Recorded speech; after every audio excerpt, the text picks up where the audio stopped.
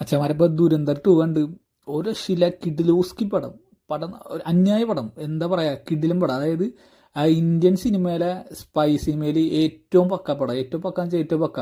അതായത് ഇന്റർനാഷണൽ കൊണ്ടുപോയി വെക്കാൻ പറ്റുന്ന സിനിമ തന്നെയാണ് ഈ ദുരന്തർ. കാരണം നമ്മുടെ ഇതിന് മുന്നേ ഇറങ്ങിയിട്ടുണ്ടെങ്കിൽ സ്പൈയിൽ നല്ലൊരു പടം എന്ന് പറയാനായിട്ട് വിശ്വരൂപം മാത്രമേ ഉള്ളൂ.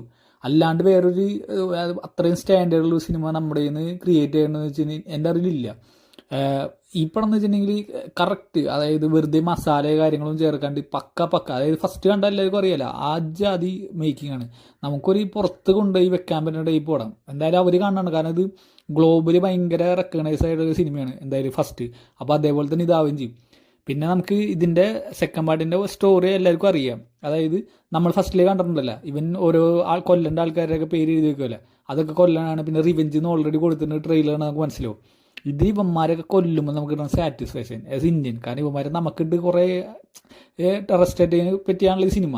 അതായത് നമ്മുടെ നാട്ടിൽ നടന്ന കുറേ കാര്യങ്ങളൊക്കെ അത് ചെയ്തോമാരെ കൊല്ലുമ്പോൾ കിട്ടണം നമുക്കൊരു സാറ്റിസ്ഫാക്ഷൻ ഉണ്ടല്ലോ. എൻ്റെ പൊന്നളിയാ പീക്കനാ തിയേറ്ററിൽ അത് കാണുമ്പോൾ അജാതി സാധനം. പിന്നെ ഇവിടെ അറിയാലോ 3.25 മണിക്കൂർ, 3:50 തോന്നുന്നു, അത്രയുണ്ട്. അതായത് ഞാൻ 4:30 കയറിയിട്ട് ഇറങ്ങിയപ്പോൾ 8:20 അങ്ങനെ എന്തോ ആയി. അത്രയും സമയം ഞാൻ ആദ്യമായിട്ടാണ് ഇത്രയും ലെങ്ത്തുള്ള സിനിമ തിയേറ്ററിൽ നിന്നാണ്. ഇതിന് മുമ്പ് കണ്ടേക്കണത് എനിക്ക് തോന്നുന്നത് ആനിമൽ, അത് 3.25 അങ്ങനെ എന്തോ. ഇത് ഇത്രയും മണിക്കൂർ യാതൊരു ബോറടി ഇല്ലാണ്ട് അത്ര അഡ്രിനൽ റഷോടെ നമുക്ക് ഈ സിനിമ കാണാൻ പറ്റും. ഒരു രക്ഷയില്ല, പക്ക പടം. കിടിലം എന്ന് പറഞ്ഞാൽ കിടിലം. അതിൽ കാസ്റ്റിംഗ് എന്നൊക്കെ പറഞ്ഞിട്ടുണ്ടല്ല, എന്താ കാസ്റ്റിങ്. ഇത് ഞാൻ ലാസ്റ്റ് കുറേ കാസ്റ്റിംഗ് ആയിട്ട് കൊടുക്കുക, അതായത് റിയലായിട്ടുള്ള ആൾക്കാർ. അത് എന്തൊരു പക്കയായിട്ട് ചെയ്തേക്കണത്. ഇവൻ ഒരു രക്ഷയില്ലാത്ത ഡയറക്ടറാണ്. ഇനി ഇവൻ്റെ പടങ്ങളൊക്കെ ഏത് ലെവലിലായിരിക്കും നമുക്ക് ചിന്തിക്കുക. എന്നാലും കിടിലം പടം.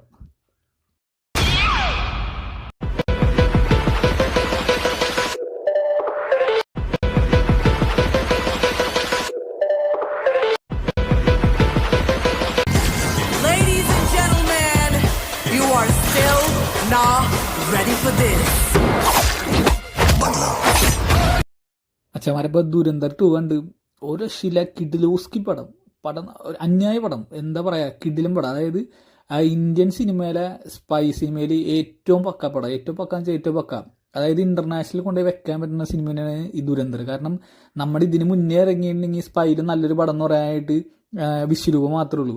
അല്ലാണ്ട് വേറൊരു അത്രയും സ്റ്റാൻഡേർഡുള്ള സിനിമ നമ്മുടെ കയ്യിൽ നിന്ന് ക്രിയേറ്റ് ചെയ്യണമെന്ന് വെച്ച് കഴിഞ്ഞാൽ എൻ്റെ അറിവിലില്ല.